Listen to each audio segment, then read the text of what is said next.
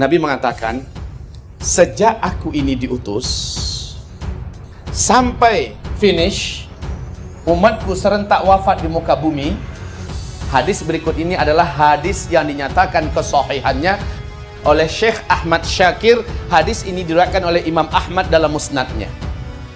Nabi mengatakan bahwa umatku wajib mendapati atau menjalani 5 fase sejarah. Nabi mengatakan ahdun nubuwah, fase kenabian, di mana umat ini langsung dipimpin oleh beliau sendiri, oleh Nabi SAW. Fase ini berlangsung selama 23 tahun. 10 tahun setelah beliau hijrah ke Madinah, dan 13 tahun ketika beliau masih di Mekah. Total 23 tahun. Fase ini pasti berakhir, kata Nabi. Wafatnya Nabi Muhammad, berakhirlah fase pertama. Pada tanda besar kiamat yang ke-7, Rasulullah menyebutkan nanti akan bertiup angin yang sangat lembut, sejuk, sehalus sutra, dan baunya bau misik, bau kasturi. Angin ini akan segera membungkus satu permukaan bumi ini.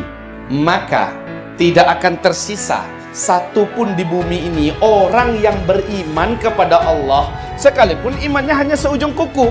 Dia beriman Allah itu ada, Allah itu Maha Ahad, walaupun dia nggak pernah sholat, walaupun dia tidak pernah puasa, dosa-dosanya anggaplah banyak, tapi dia punya iman nggak pada Allah? Punya. Maka angin itu akan datang kepadanya.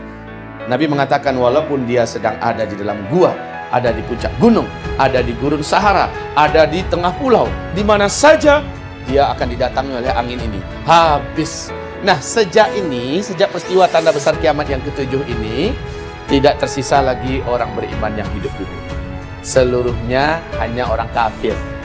Rasulullah bersabda, 1 atau 2 generasi setelah tanda besar kiamat yang ke-7 ini, barulah terjadi kiamat besar, kehancuran alam semesta. Kabar baiknya untuk Bapak Ibu semua adalah kita semua insya Allah tidak akan pernah menyaksikan kiamat besar, kecuali Bapak Ibu nggak lolos dari ujian terberat, yaitu Dajjal datang.